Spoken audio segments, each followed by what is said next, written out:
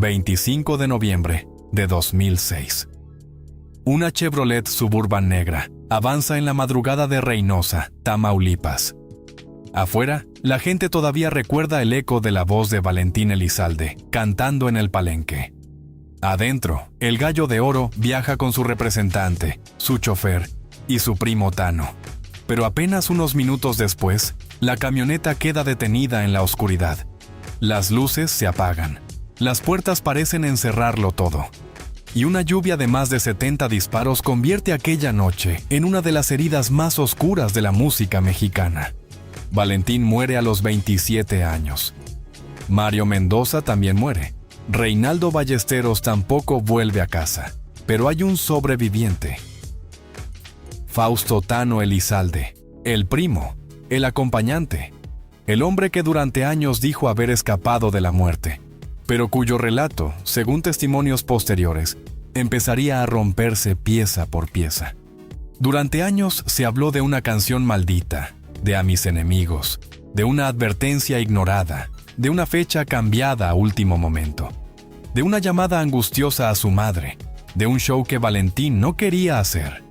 Se habló de Reynosa como territorio prohibido, de hombres armados, de una emboscada preparada y de un primo que habría insistido en llevarlo justo al lugar donde lo estaban esperando. Hoy, casi 2 décadas después, la historia sigue sin cerrar.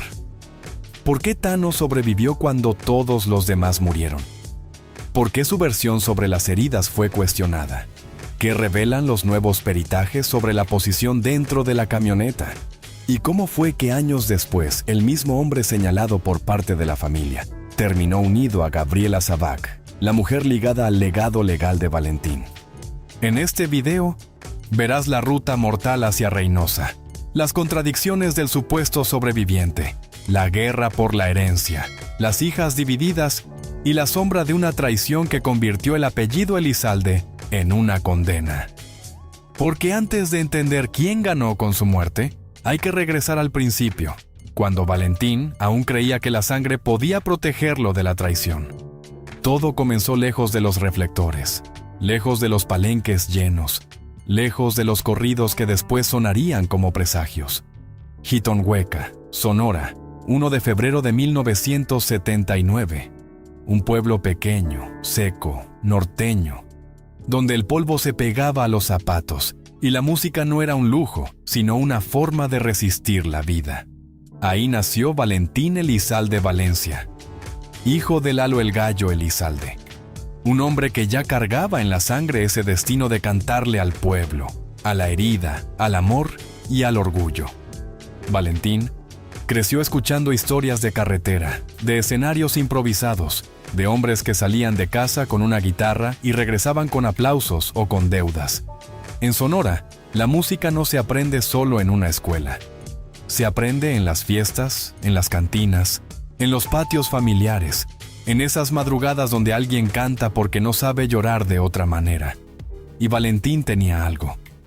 No una voz perfecta, no una voz educada para conservatorio, sino una voz rasposa, directa, como tierra seca abriéndose bajo la lluvia.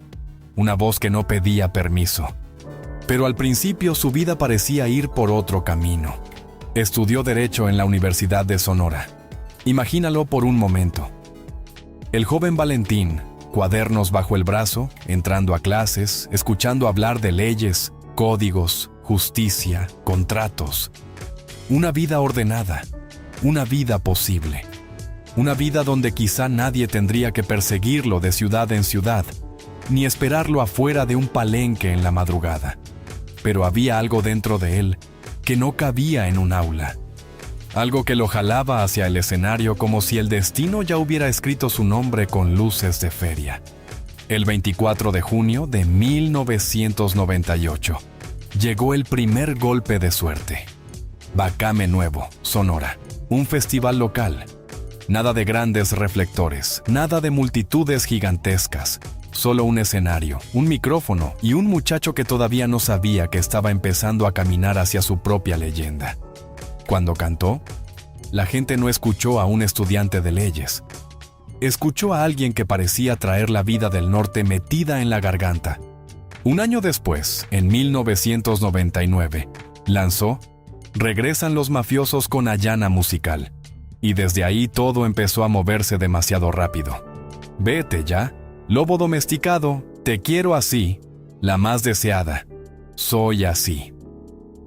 Canción tras canción, su nombre empezó a correr por la radio, por las camionetas, por los bares, por los puestos de discos piratas, por las fiestas donde alguien siempre terminaba pidiendo otra de Valentín. Los palenques se llenaban, la gente gritaba, las mujeres lo miraban, los hombres lo respetaban. El Gallo de Oro había nacido. Pero aquí empieza la grieta que casi nadie mira cuando habla de una estrella. Mientras afuera todo crecía, adentro algo se rompía. En 1999, cuando su carrera apenas comenzaba a despegar, Valentín se casó con Gabriela Sabac. Eran jóvenes, demasiado jóvenes para entender lo que venía. Ella no se casó con la leyenda. Se casó con el estudiante, con el muchacho que todavía podía sentarse a la mesa sin que todo el mundo lo mirara. Pero la fama no entra sola a una casa. Entra con llamadas, ausencias, rumores, tentaciones, mujeres, dinero, fiestas, compromisos y silencios. El matrimonio duró poco. Para 2003 ya estaba roto. Quedó una hija, Gabriela, y una herida que Valentín no supo cerrar del todo. Después vendrían Valeria y Valentina, hijas de otras relaciones, otros intentos, otros pedazos de familia dispersos alrededor de un hombre que podía llenar escenarios, pero no siempre podía llenar las sillas vacías de su propia mesa. Y ahí está la clave de todo. Valentín tenía dinero, fama, carros, canciones, aplausos, pero buscaba algo más difícil de comprar: lealtad. Alguien que no estuviera ahí por el contrato, ni por la foto, ni por el porcentaje, ni por el acceso al camerino. Alguien de sangre, alguien de casa. Y entonces apareció Fausto Tano Elizalde, el primo, el acompañante, la sombra que caminaba cerca de él, mientras todos miraban al gallo. Valentín creyó que la sangre era un escudo. Creyó que un apellido compartido podía protegerlo de la traición. No sabía que a veces la envidia no nace lejos, sino justo al lado. No sabía que el hombre que camina detrás de una estrella puede pasar años mirando la luz, no para protegerla, sino para preguntarse por qué no le pertenece a él. El secreto no empezó con los disparos. Empezó antes, mucho antes. Empezó con una fecha que no debía existir en el calendario de Valentín Elizalde: noviembre de 2006. Mientras su carrera subía como una llamarada imposible de apagar, mientras su voz sonaba en camionetas, cantinas, radios y palenques de todo México, alguien movió una pieza, una sola pieza, y esa pieza cambió el destino de todos. Según testimonios que años después saldrían a la luz, Valentín no tenía planeado terminar esa gira en Reynosa, Tamaulipas. El destino original habría sido Tijuana, una ciudad dura, sí, pero conocida para su equipo, con rutas, contactos, acuerdos y una lógica que no encendía las mismas alarmas. Pero de pronto, la agenda cambió, la fecha se movió, y el nombre de Reynosa apareció como una sombra sobre la mesa. Aquí es donde entra Tano Elizalde. De acuerdo con declaraciones de Marisol Castro, quien convivió con él durante más de 2 décadas, habría sido Tano quien insistió, quien presionó, quien empujó esa presentación hasta convertirla en compromiso. Y Valentín, que podía ser terco, orgulloso, valiente sobre el escenario, también era un hombre de palabra. Si una fecha estaba tomada, si el público esperaba, si el contrato estaba cerrado, él iba, aunque algo dentro de él le gritara que no. Y ese algo existió. Antes de viajar, según el relato familiar, Valentín habría llamado a su madre, Camila Valencia. No fue una llamada cualquiera. No fue una conversación de rutina entre un hijo famoso y una madre preocupada. Fue una confesión breve, seca, de esas que con los años se vuelven cuchillos. Mamá, no quiero ir. Pero Tano agarró la fecha y pues, tengo el compromiso. Guarda esa frase. Porque ahí está la primera grieta. Valentín no dijo quiero cantar en Reynosa, no dijo me emociona esa plaza, no dijo todo está bien, dijo no quiero ir. Y aún así fue, porque a veces la tragedia no entra rompiendo la puerta. A veces entra con una agenda, con una llamada, con un primo diciendo que todo está arreglado. Reynosa, en 2006, no era un punto más en el mapa. Era una ciudad atravesada por miedo, control y territorio. Una plaza donde cada canción podía ser leída como mensaje, cada saludo como alianza, cada nombre como provocación. En esos años, la sombra de los Zetas pesaba sobre Tamaulipas con una brutalidad que todo el mundo entendía, aunque nadie quisiera decirlo demasiado fuerte. Y en ese escenario, Valentín llegó con su voz, con su orgullo y con una canción que ya no era solo una canción. A mis enemigos. Para muchos fanáticos era un corrido poderoso, desafiante, de esos que se cantan con el pecho inflado y la mirada alta. Para otros, dentro del lenguaje oscuro del crimen organizado, podía sonar como una provocación directa. Se decía que el tema era asociado con el cártel de Sinaloa, con Joaquín El Chapo Guzmán, y que cantarlo en territorio enemigo era como encender una cerilla dentro de una habitación llena de gasolina. Según versiones posteriores, Valentín habría recibido advertencias. Le habrían dicho que no la cantara, que no en Reynosa, que no esa noche. Pero Valentín era el gallo de oro. Y un gallo no baja la cabeza cuando lo mira la multitud. Cantó. Y de acuerdo con algunos relatos, no solo una vez. La cantó más de una vez, como si cada repetición fuera un golpe sobre una puerta que no debía tocarse. Imagínalo ahí, bajo las luces del palenque, la banda detrás, el público gritando, los celulares levantados. Valentín sonriendo, vestido como estrella, dueño absoluto del escenario. Afuera, la madrugada ya esperaba, y en algún lugar de esa noche, según las sospechas de su familia, había hombres que no escuchaban música, escuchaban una ofensa. Pero lo más inquietante no fue solo la canción, fue Tano. Marisol Castro recordaría después que ese día lo vio distinto, nervioso, demasiado nervioso. No con la ansiedad normal de quien acompaña a una estrella antes de un concierto importante. No con el estrés de un representante que cuida horarios, pagos y traslados. Algo más profundo. Algo que parecía venir de saber demasiado. Y aquí la historia se vuelve peligrosa. Porque nadie puede afirmar sin una sentencia lo que ocurrió dentro de la mente de Tano. Pero las preguntas quedaron flotando como humo. ¿Por qué insistir en Reynosa si Valentín no quería ir? ¿Por qué cambiar una ruta? ¿Por qué aparecer tan alterado antes de que pasara algo? ¿Por qué, después de tantos años, ese nombre seguiría regresando cada vez que la familia hablaba de traición? Esa noche, Valentín cantó para miles, pero tal vez, sin saberlo, también cantó para quienes ya habían decidido que no debía salir vivo de Reynosa. Y cuando bajó del escenario, la música terminó. Lo que empezó fue otra cosa. Una coreografía silenciosa de autos, sombras, llamadas y puertas cerrándose. El secreto ya estaba caminando detrás de él, y llevaba su mismo apellido. A las 3 de la mañana, Reynosa ya no parecía una ciudad.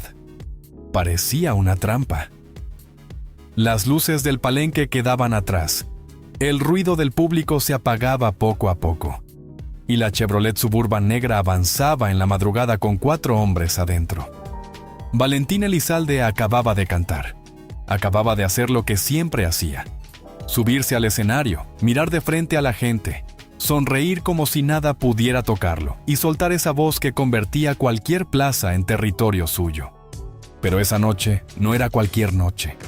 En el vehículo iban Valentín, su representante Mario Mendoza, el chofer Reinaldo Ballesteros y Fausto Tano Elizalde.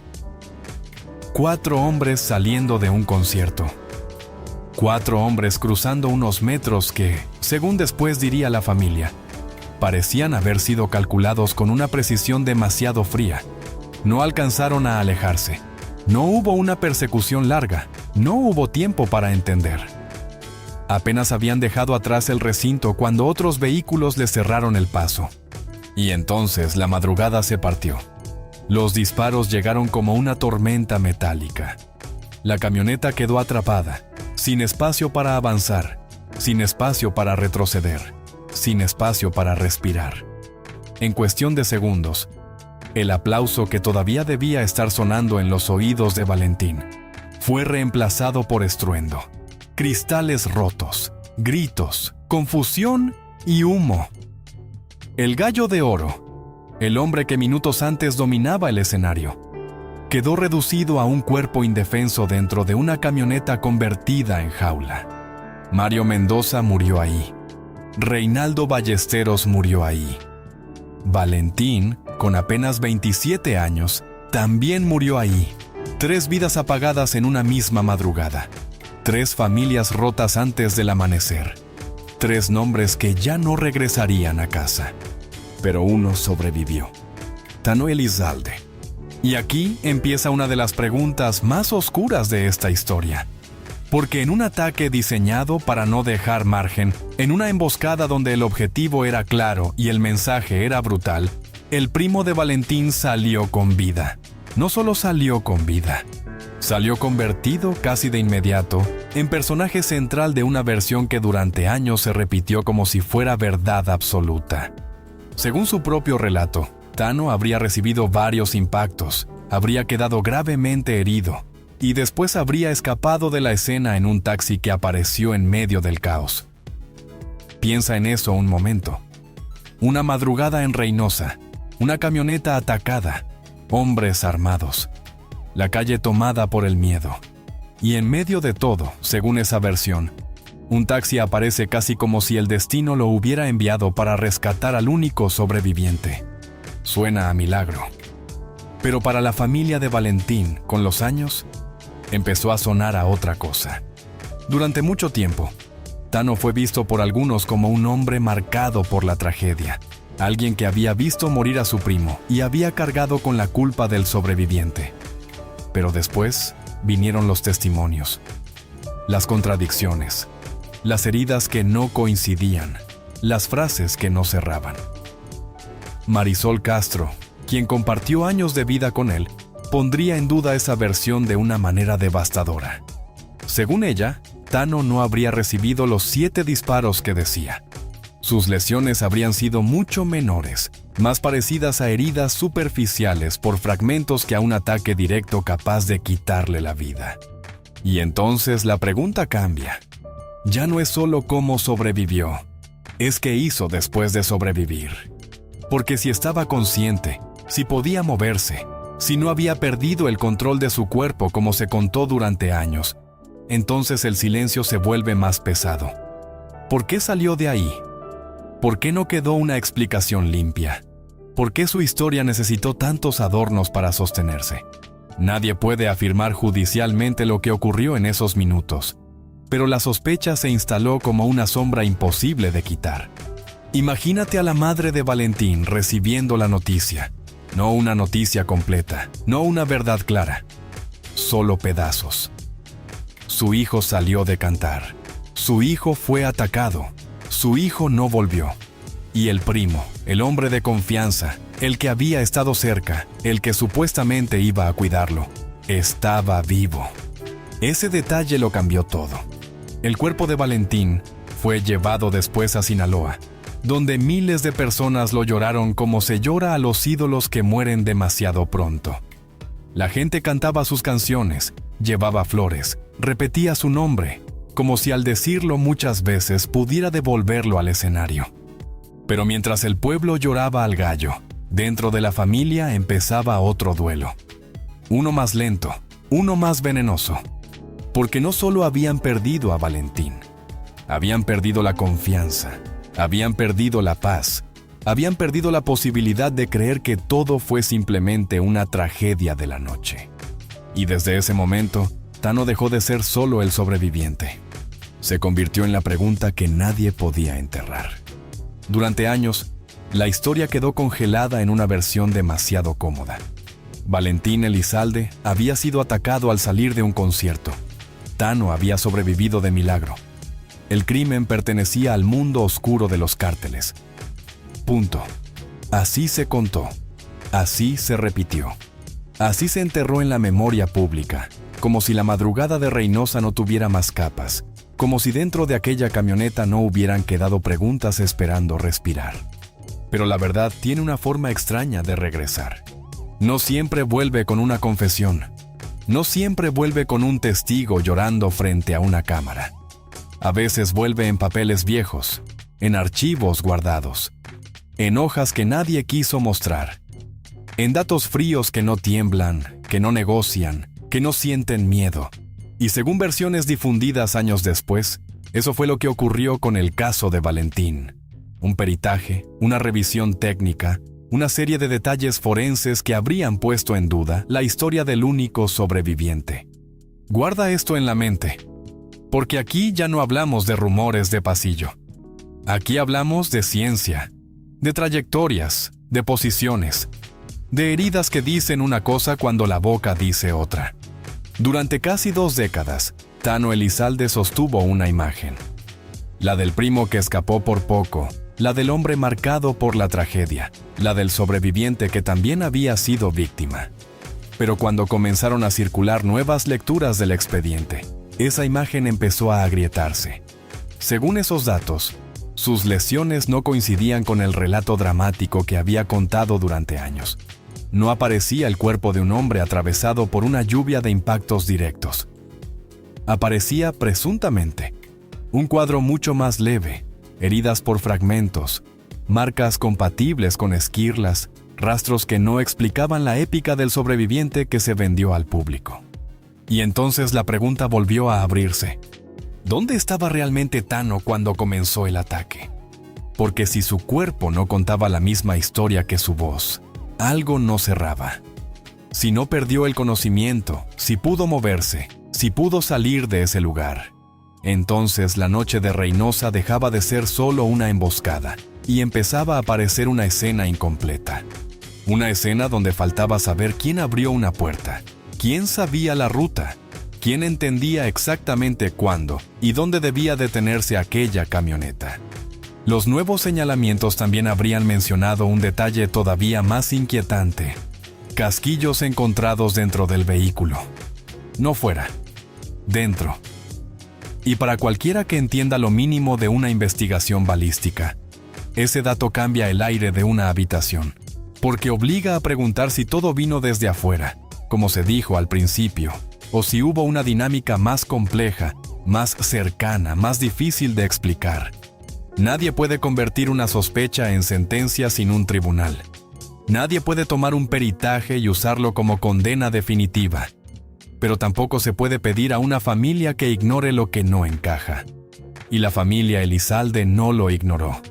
Camila Valencia, la madre que perdió a su hijo, y Francisco el Flaco Elizalde, uno de los hermanos que siguió empujando la memoria, encontraron en esos datos una razón para mirar otra vez hacia el mismo punto.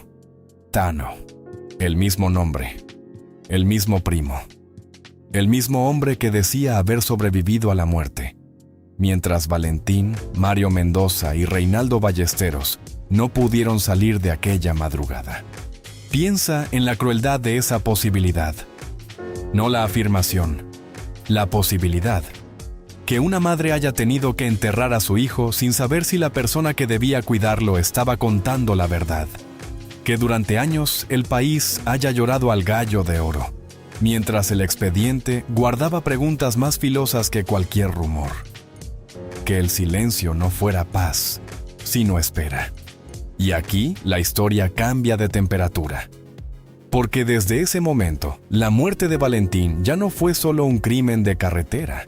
Se volvió un expediente vivo, una herida técnica, un rompecabezas donde cada dato nuevo golpeaba la versión anterior. La ciencia no llora, no canta, no perdona, solo deja marcas. Y esas marcas, según la familia, apuntaban hacia el hombre que salió vivo. La muerte de Valentín no terminó en Reynosa. Ese fue el error de quienes creyeron que el último disparo cerraba la historia. No.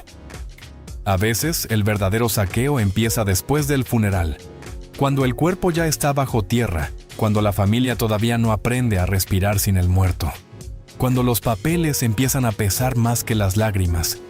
Porque Valentín Elizalde dejó canciones, dejó un nombre, dejó una voz que seguía sonando en la radio mientras su silla en la casa quedaba vacía. Y dejó algo más peligroso que cualquier arma, un legado sin paz. Después del 25 de noviembre de 2006, el país lloró al Gallo de Oro como se llora a los ídolos que se van demasiado pronto. Pero mientras la gente cantaba Vete ya y a mis enemigos en su memoria, dentro de la familia comenzaba una guerra silenciosa. Derechos, regalías, imagen, contratos, autorizaciones. La palabra amor empezó a mezclarse con la palabra propiedad. Y ahí, justo ahí, el nombre de Gabriela Sabac volvió a aparecer. Gabriela no era una desconocida. Había sido la esposa de Valentín cuando él todavía no era la leyenda completa, cuando aún cargaba el sueño de la música y la vida de estudiante. Se casaron en 1999, cuando todo apenas estaba empezando, y se separaron en 2003, antes de que la tragedia lo convirtiera en mito. Pero en términos legales, su lugar en la historia no desapareció con el divorcio ni con los rumores. Según informes, ella quedó vinculada al manejo de una parte importante del legado, como figura con peso en los asuntos patrimoniales, derechos e imagen del cantante. Y eso cambió todo. Porque quien controla una firma puede controlar una memoria. Quien puede autorizar una serie, una película, una explotación comercial del nombre, no solo administra dinero. Administra la manera en que el muerto será contado. Decide qué se muestra, qué se oculta, quién aparece como villano, quién aparece como víctima, quién queda limpio frente a las cámaras. Y entonces Tano entendió algo. Para seguir cerca del negocio Valentín Elizalde, no bastaba con haber sido primo, no bastaba con haber sobrevivido, no bastaba con contar su versión una y otra vez. Necesitaba acceso legal. Necesitaba entrada por una puerta que la familia de sangre ya empezaba a cerrarle. Necesitaba a quien podía abrir esa puerta. Agosto de 2021. 15 años después de la muerte del Gallo de Oro, el país volvió a escuchar el apellido Elizalde en medio del escándalo. Tano anunció su compromiso con Gabriela Sabac. No con cualquier mujer. Con la mujer que había sido esposa de Valentín. Con la mujer ligada al poder legal sobre una parte de su legado.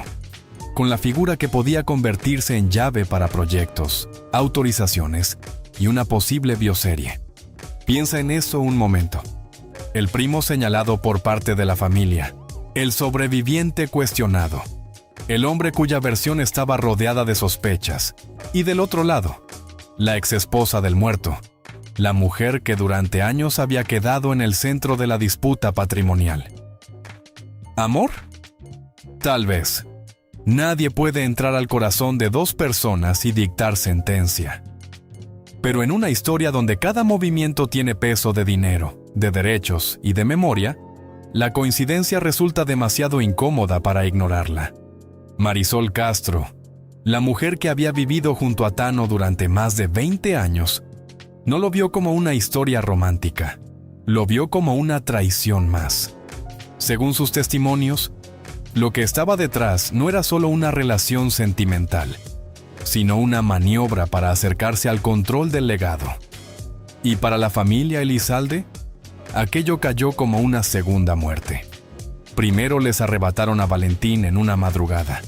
Después, según ellos, intentaban arrebatarles también la forma de recordarlo. Francisco el Flaco. Elizalde reaccionó con una mezcla de rabia y desprecio. No era solo indignación familiar, era asco moral. Porque para quienes seguían dudando de Tano, verlo junto a Gabriela Sabac no cerraba heridas, las abría, las hacía sangrar otra vez. El Gallo de Oro ya no podía defender su nombre, no podía revisar contratos, no podía decir qué versión de su vida quería que se contara, no podía mirar a su primo a los ojos y preguntarle por qué. Todo dependía de los vivos. Y los vivos, en esta historia, parecían cada vez más dispuestos a negociar con la memoria. Así, el crimen dejó de estar solamente en la carretera de Reynosa.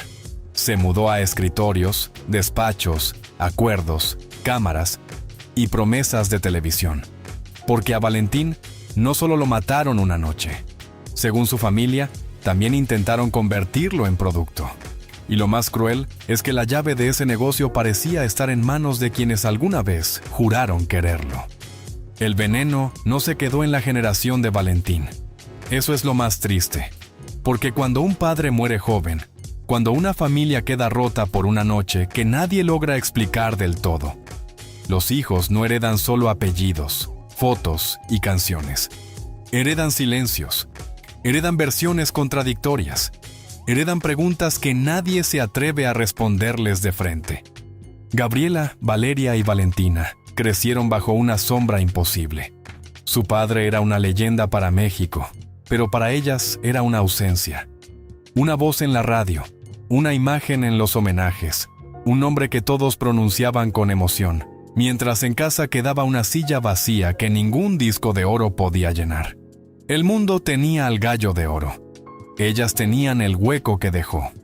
Y con los años, ese hueco se llenó de abogados, permisos, firmas, reclamos, regalías y proyectos. Lo que debía ser memoria se convirtió en disputa. Lo que debía unir a una familia terminó abriéndola por dentro. Según informes, algunas de las hijas mayores aceptaron firmar autorizaciones relacionadas con la bioserie que Tano quería impulsar. Para ellas quizá era una oportunidad de contar la historia de su padre, de recibir lo que sentían que les pertenecía, de entrar por fin en una conversación donde durante años otros adultos habían decidido por ellas. Pero para Valentina fue otra cosa. Para ella, firmar con Tano no era un trámite, era cruzar una línea moral. Era permitir que el hombre señalado por parte de la familia, como una pieza oscura en la tragedia de Reynosa, tuviera acceso a la vida, la imagen y el dolor de su padre. Y ahí nació una fractura nueva. Ya no era solo la familia Elizalde contra Tano. Ahora eran hermanas contra hermanas. Sangre contra sangre, dolor contra necesidad, memoria contra dinero. Piensa en eso un momento. 3 hijas del mismo hombre, creciendo bajo el mismo apellido, pero mirando el legado de su padre desde lugares completamente distintos. Unas reclamando derechos, otras defendiendo la memoria. Unas pensando en contratos, otra pensando en la tumba. Y en medio de todo, Camila Valencia, la madre de Valentín, una mujer que ya había perdido a su hijo y ahora veía cómo la historia se repetía con sus nietas. Valentina decidió ponerse del lado de su abuela. No porque fuera fácil, no porque eso le diera poder. Al contrario, la dejó casi sola en medio de una tormenta familiar. Pero a veces la lealtad no se mide por lo que ganas, sino por lo que estás dispuesto a perder. Mientras tanto, la justicia avanzaba por otro camino.